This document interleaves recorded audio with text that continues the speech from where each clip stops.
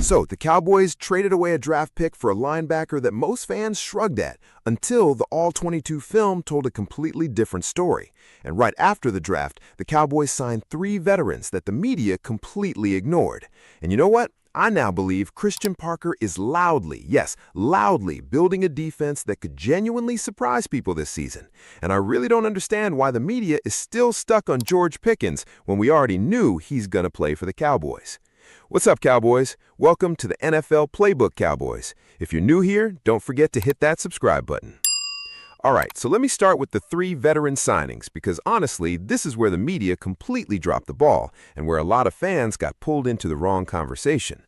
The Cowboys signed Marquez Valdes-Scantling, Tyler Johnson, and Curtis Robinson, all on one-year deals. And the moment this news dropped, you know what the narrative immediately became? People started saying these signings are some kind of signal that George Pickens is walking out the door. I need you to stop right there, because that reading is so far off base, it's almost frustrating to even address. Look, Valdes-Scantling is 31 years old, former 5th-round pick out of Green Bay, went on to play 59 games with 39 starts for the Packers as a reliable second receiving option. He then moved to Kansas City and most recently suited up for both the 49ers and the Pittsburgh Steelers in 2025. The man is carrying 2 Super Bowl rings in his back, so what does that tell you? It tells you he's an experienced veteran who knows how to operate in a professional setting. That's exactly the kind of presence you bring into a training camp environment. Tyler Johnson is the same story. Another former 5th-round pick also has a Super Bowl ring on his resume, coming over after his most recent time with the New York Jets. These 2 receivers are not here to replace CeeDee Lamb, George Pickens, or Ryan Flournoy. They're competing for that 4th receiver spot at absolute best, and honestly, you probably won't even see either of them on the 53-man roster when everything shakes out. I mean, we just drafted a receiver. We still have guys like Trayshawn Holden in the mix. If you're seeing Valdes-Scantling or Tyler Johnson getting meaningful reps on game day, that means injuries hit this team hard or somebody seriously underperformed. That's the only world where these guys matter on Sundays. These are camp bodies, right? That's it. Nothing more, nothing less. Now, Curtis Robinson. This is the signing that actually caught my attention and I think deserves more conversation than it's getting. He came out of Stanford, undrafted, caught on with the Denver Broncos as an undrafted free agent back in 2021, and that's where Christian Parker first noticed him. Parker was the defensive back coach in Denver at that time, so he already has a relationship with Robinson and knows exactly what this guy can bring.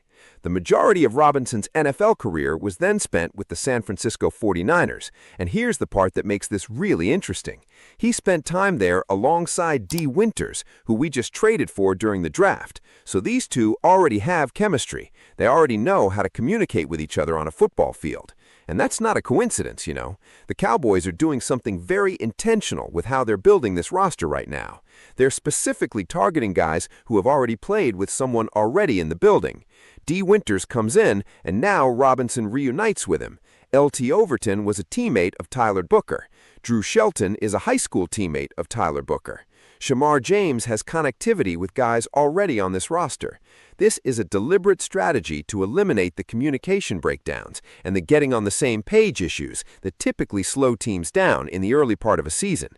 Any advantage is still an advantage. The smallest edges can genuinely have the most profound impact on how a team comes together and how fast they build trust with each other. Okay, real quick, let me put the George Pickens situation to rest because I genuinely refuse to let this eat up more time than it deserves. There's been reporting that the Cowboys received a verbal commitment via email from George Pickens' agent confirming he intends to sign his franchise tag. He hasn't physically signed the tender yet, and some media outlets are already spinning that into trade speculation. But Dallas has been crystal clear. There are no plans to trade him. None. George Pickens is going to sign his franchise tag on his own timeline, and his camp has already communicated their intentions directly to the Cowboys front office. Everything else you're hearing is the national media doing exactly what they always do, manufacturing drama around the Cowboys because it drives clicks and keeps engagement up. Honestly, the best thing you can do is just not engage with it. The moment you start reacting to it and arguing about it online, that's exactly the fuel they're looking for. We already know how this ends. George Pickens is a Dallas Cowboy. Moving on. Now let's get into the part that I've genuinely been sitting with the most since the draft, Dee Winters.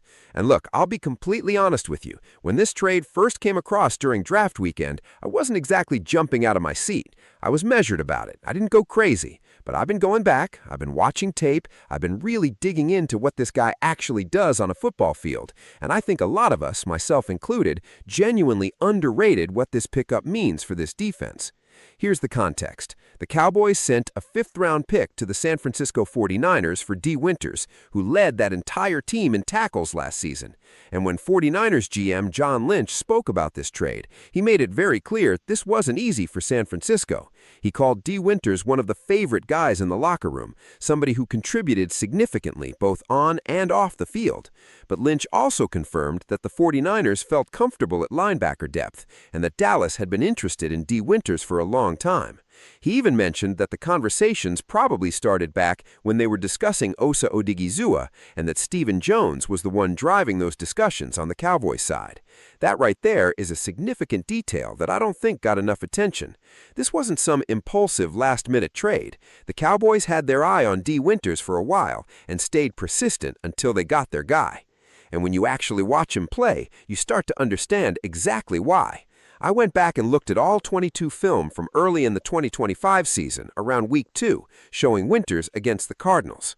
The Cardinals came out with a flood concept, designed specifically to put Winters in a bind, a streak down the middle, a receiver releasing outside, a tight end on a deep out route, and another guy in the flat. They were trying to create a 3-level vertical stretch and attacked him underneath. What Winters did was he immediately gained depth, turned to locate, and he was already anticipating that outbreaking route before the ball even came out. He took away the intermediate option completely, and then when the offense had to check it down to the flat, the closing speed he showed from roughly 20 yards away to get there and limit that gain. I mean, that was genuinely special. That is his superpower. Drop deep, eliminate the intermediate threat, and then when the offense is forced to settle for the underneath, close so fast that what should have been a solid gain becomes almost nothing. That is an incredibly valuable trait for an inside linebacker to have in today's NFL. You know, that closing burst and that ability to drive downhill on the football actually reminds me of the traits you see in DeMarvion Overshown. And when you start thinking about a linebacker room that has Shemar James, Overshown, Dee Winters, and now Curtis Robinson added to the mix, that's genuinely starting to look like something real. I mean, look, it's not flashy. Nobody's going to put these guys on a magazine cover. But here's something worth thinking about. Right now, off the top of your head, can you name the entire starting linebacker core of the Super Bowl-winning Seattle Seahawks? Probably not. You might get one name, maybe two, but that team won it all. And that's the point, right? You do not need stars at every single position on your roster. You need guys who can execute the scheme, carry out their assignments with discipline, and bring the physical traits that your coaching staff can actually develop and work with. And that's honestly where my cautious optimism is coming from with all of this. The entire selling point of bringing in this coaching staff was their ability to develop players, communicate a system clearly, and get guys playing above what their individual ceilings might look like on paper. Christian Parker running this linebacker room, with his existing relationships with guys like Robinson and his familiarity with Dee Winters through the 49ers connection, this has real potential. The more tape I watch, the more I think this linebacker room could end up being one of the sneaky good stories of this Cowboys season by the time we hit mid-season. I'm not fully abandoning my skepticism yet because I want to see it play out on the field, but the ingredients are there, and I think Christian Parker deserves credit for how deliberately this room is being constructed. I'll say this to wrap it up. A lot of fans would feel even more comfortable if the Cowboys went out and grabbed one more proven veteran presence at inside linebacker, somebody with a track record who can step in and be an anchor if needed. There's still roster space available, and it wouldn't surprise me at all if that move comes before camp opens. But right now, looking at everything Christian Parker is putting together, the connectivity, the scheme fit, the closing speed that Dee Winters brings, I'm buying in. Not blindly, but enough to say this defense might be louder than anyone expected come September.